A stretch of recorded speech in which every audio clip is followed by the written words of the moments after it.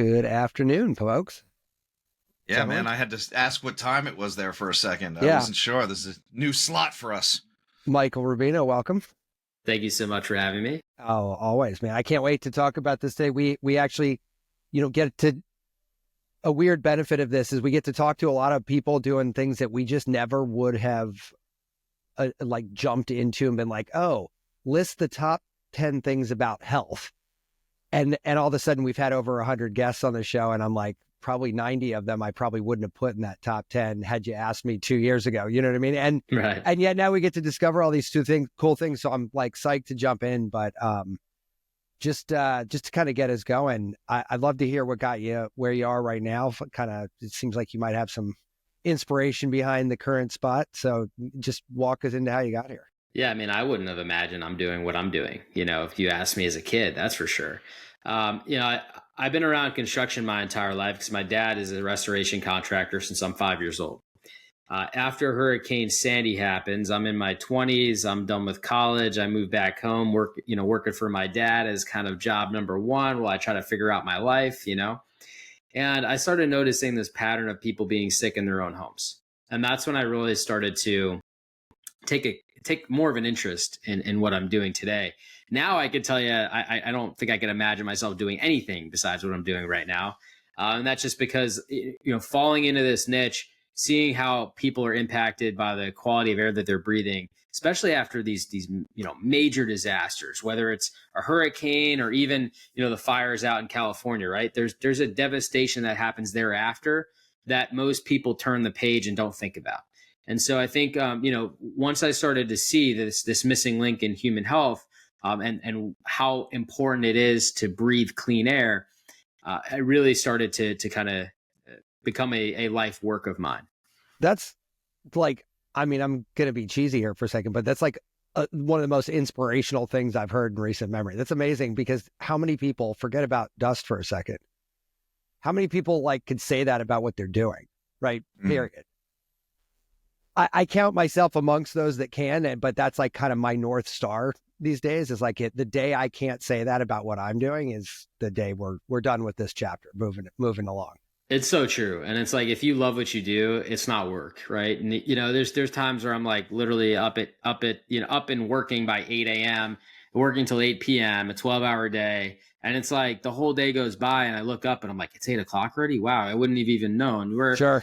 I've had jobs as a kid, right? You're looking at the clock, you're like, it's only 12, waiting for the day to end, right? And so, no, I agree. I think if you love what you do, it's so important. And I really do love what I do. So you became aware of this issue. What sort of got you to the action part?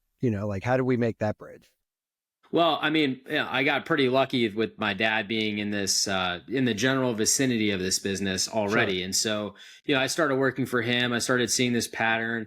I was telling him how I thought this was a huge opportunity to help a lot of people through, kind of air quality and remediating air quality. And so he let me kind of run with it and create a little division inside of his company. That little division grew really quickly. And I think the first year that I started this little division, we did $1 million in revenue, helping people fix the quality of air inside their home. And so here I was in my 20s. It got to the point where, we're borrowing employees. I'm borrowing his employees, training them on how to perform air quality renovations, taking those to projects. I have clients that are in need of help. We're signing projects. We're trying to schedule them.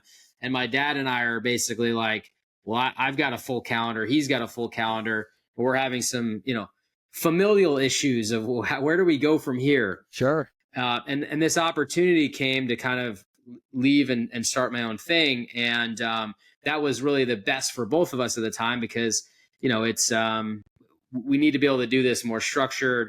We need to be able to scale this in a way that it makes sense. We're not hampering one another trying to kind of solve a problem. My dad did fire restoration. So, it's a different, it's similar, and there's a lot of mold in fire restoration because, it gets put out with water. And so that can impact air quality. Of course, the smoke and the soot can impact air quality, right? So it's closely related, but there's a different science behind what I do. and there was a different, kind of a different structure needed. And so the push and pull really kind of put us in different directions. Turning back now, it's actually hilarious. Comes full circle. My dad's now like the head of one of our departments at Home Cleanse. And, it's been really cool to see how we've been able to transform this over the years. But essentially, the company is a customer-centric, health-centric, air quality renovation company that provides products and services to get them whatever they need. And it's all based upon understanding what's going on in their house, using data to really create a data-driven process to help them. And so that's really how it all transpired in a nutshell. Obviously, there's always ups and downs, but I got about 10 things we got to nerd out on here. But the first question I've got is just in general, are you finding customers primarily in people in sort of chronic health convalescing of an acute yeah. event of some kind, like fires, storm, or are these people now? It seems like you might have people that are just like, no, I just want cleaner air. Nothing happened, but I just want cleaner air. What's your mix of clientele?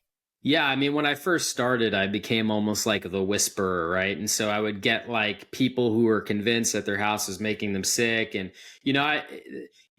even the technology today to prove causation with the existing research, it's just not possible, right? And so what we see massive improvements when people focus on the quality of air that they're actually breathing in, right? And so originally, I would say it was more so I'm not feeling well, and I think my home's contributing to that. Whether it's causing it or contributing it, didn't matter. It was like, let's resolve this home.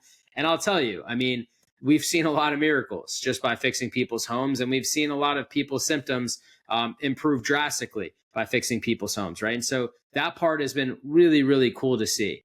I would say today, as the company has grown, we're now a nationwide company. It's going to be more of a mixed bag. It's people looking to prevent issues. It's people looking, just to have clean air because they're already aware that, this is something that should be done from a health perspective. And of course, we still get the mix of people that, they're sensitive to something like mold and they want to have as mold-free of a home as humanly possible. Or, they're dealing with chronic illness and they want to, kind of create a healthy environment or a healthy nest for them to heal in. And so it's obviously transformed as the company's grown, but it's probably a pretty even split between the three today. Wow. So it's got to be more than just HEPA filters. Can you walk us through kind of, I guess, I'm going to use the word diagnostics when you walk into somebody's house? Yeah. Yeah. Enter the nerd version of the nerd portion of our show, because I'm definitely curious about this part. So, I map out a customer journey, right? The first stage is awareness, right? Becoming aware that, you should have a clean home, I think is kind of step one. Step two is going to be kind of diagnostics. All right. I now I'm aware that I should be breathing cleaner air. I now am aware that the indoor air is usually about 5 times worse than the outdoor air, right? So now I want to understand how really true? bad. That's the EPA statistic. Really? Indoor air could be as much as 5 times worse than outdoor air. All right. So it could be as much, but is there an average of what it is? Is it usually is it 1-to-1 more often than not, or no? No, it's. I mean, if you go by my confirmation bias of all the homes I walk into, you're going to see it's a lot worse than 5 times worse. Yeah, but honestly, thank you for saying it's confirmation bias, because the people that are calling you aren't feeling good, so they already have that thought in their head, But that's an alarming statistic. I mean, forget about confirmation bias. I mean, that's the max value could be 5x. That sucks. Yeah, but it makes sense. I mean, think about how many times you might have, spilt something on the floor and maybe it seeped into the wood and you didn't dry it up. And now, it's creeping into the wall and you don't know what's happening back there. You got pets and the dander and stuff is just in the air all the time. I mean, just that alone. I mean, the modern HVAC system, right?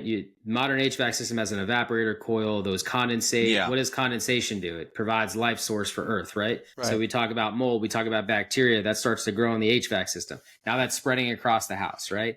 Nobody has good filters on their HVAC system because nobody's been educated that they should have good filters on their HVAC system. Or I could do you one better. I am educated. I do have them. They're like the really small micron, like half micron, whatever, like allergy, electrostatic, charcoal, blah, blah, blah. Amazing. And I don't change the filter for 6 months. Are we 8 talking months, about 9 months. within the HVAC unit itself or within the ducts? Within the 'Cause HVAC unit itself. Yeah, I mean, you could yeah. have filters like, on the registers before Yeah. they even to help the ducts too. But I find that you can't put as good of a filter there. Yeah, 'cause So you'll you're reduce better the off, airflow. you just reduce too much airflow. So you're better off kind of doing one at the unit. And they make like I have a MERV 16 filter on mine, just to give you an example. And so it's something I had to like literally hire an HVAC company to install into my home, because it's not just something I just switch out. That filter lasts 2 to 3 years, right? So, Okay. That's not bad at all. Yeah, no, it's great. I mean, a lot of these better filters are more robust. You have to look at the cost value of them, of what you're spending over time. I only have to change it every 2-3 years, so my maintenance is low. It does cost $500 to replace, but if you do that over the cost of 2 years at $25 a filter, I mean, you do the math. Yeah. It's really not that far off. Yeah. Well, it's not that far off. But also, like, I know this sounds ridiculous, but I'm probably more likely to change a 2-year filter than a 4-month filter, right? Because I'm like, fuck, I just did this. I don't want to do it again. I got shit going on today. I don't want to. Well, even when it pops up on your panel, you're like, I'll reset that. Yeah, right. Yeah. I'll get that. Well, I set a calendar reminder, and I just am like, nah, I'm good. So, I mean, there's that. You have the modern building, the way it's built, they're a lot tighter, right? Where we've been super concerned about energy efficiency since 1970s, Richard Nixon's office. We have a global energy crisis, and our foot's just been on the gas for energy efficiency. And the problem is that we haven't been thinking about the occupants inside, because one of the caveats to energy efficiency is that when you have a tight building and you're not exchanging that air, you're literally breathing exponentially more particles every breath that you take, because the fresh air is not diluting the amount of pollution that you have inside. And so that 5x number, that's an EPA statistic. I believe that's an average number. I don't think that's like the worst that they've seen, right? But I see that number continuing to go up over time, unfortunately, not down. And I see that because fundamentally, we need to start thinking about how do we make energy efficient homes that also let people breathe better. And like that little caveat at the end, I think that's something that's lost in translation right now. And we have to kind of put that into the program. Michael, sorry. You're saying something that we've actually heard before, right? We had a doctor on that, found out the part of the brain that controls our circadian rhythm. And then he went on to study how light affects us, right? And basically, in an attempt for us to be more energy efficient, we went to CFLs and then we went to LEDs, and we're pumping ourselves with so much blue light that now this is an environmental toxin at this rate. And it sounds like the same thing where in a quest to save us more energy or be, more cost effective, we've kind of shot ourselves in the foot. Absolutely. And it's like, we live in America. We do these things all the time. We go all gung ho. We go all in on, think of things. It's like 15, 20 years later, maybe that wasn't the best idea, right? And it's like we've got such a long lag before we really realize things. And I think we're going through that right now. I mean, I think we've been pushing energy efficiency for a long time, and I think, again, the conversation has to be, okay, how do we create energy efficiency, but also not sacrificing human health at the same time? And I think that's, if you ask that question, you're going to get different solutions than just, how do I create the most energy efficient home, irregardless of anything else, right? And I think it's all in the power of the question that we ask when we're trying to solve a problem. And I think that's what we're missing here. You know what? That reminds me of a quote that I had on my monitor for years. It's better to know some of the questions than all of the answers. And I'm like, I just absolutely love that quote, because that's it's like, if I could espouse one thing to anybody, I'm like, just ask better questions, man. Like, every other problem will solve itself. Totally. But that's the root cause of most of the problems people have. They just didn't ask the right question, period. I mean, even AI, right? Yeah. Oh my God, it's especially. Well, I was surprising because I was going to say AI, and we joke that we should have a button that the first person somebody says AI, we hit it. Yeah. But yeah, and that's it too. Are you asking the right question? Are you asking the right question? Yeah. It's only going to give you the answers to the questions you're asking. If you're not asking the right questions, guess what? You're going to get crap answers. 100%. And I think that's a really, important thing to think about with AI as well. Although obviously that wasn't the intention of this conversation, but No. it shows you how important these ideologies are and how they actually, spread across different sectors of life. Yeah. And I think that it is also a good illustration of something that we see on this show all the time, right? Most people doing most therapies on this show are doing so because they're fucking ninjas at asking the right questions and coming up with the right answers to those questions, right? And so they're helping other people by virtue of the fact that they're just downloading knowledge from the universe that other people aren't, because they're just asking the right way. And so, like, it's important to note that, right? That it's like, because I think that's something people gloss over quite a bit, especially people who don't understand health at a deeper level, right? If they're thinking it's just take a multivitamin from Walgreens and you're good to go, those aren't the crowd we're talking. And that's it. And I think that's, Matt's hitting it on the head there, where, like, talking to people like you, this is an environmental thing as well. And what can we do to control that, right? I might not be able to stop a forest fire, but what gets into my house and what am I doing to keep that clean and my family safe is kind of an important question. How do we control the controllables, right? Yeah. So what's the order of operations, right? Like, I call you, I tell you I'm fucked up, something's happening. What's first? Like, walk me through what this looks like. Yeah. So you're aware, right? We get into diagnostics, the next step, right? The process that I've developed is a data-driven process. I'm not coming into your house and looking at a little black spot on the wall and saying, let's tear your house down, right? Mm-hmm. I want to understand exactly what's going on in your house and why these things are occurring, right? And so that can only happen by providing a visual inspection, but then collecting data. So you're looking for things that look off, seem off, and then collecting data to validate those concerns. And one of the really interesting things about this process is, like, you may have heard of, like, mold dogs, or dogs coming to people's houses and like, sniffing out where mold is. You may have heard of, like, people coming in and doing air tests and, sticking like a tripod in the center of the room. The thing is that unless we really understand and are able to correlate what's going on in our houses and what might be going on in our bodies, and understanding how that plays a role into it, we're going to spend a lot of money chasing ghosts and not having any real outcome. And that's why I think having a data-driven process, or following a data-driven process, and this could be true for anything you do in life, but especially true in trying to create a healthy home.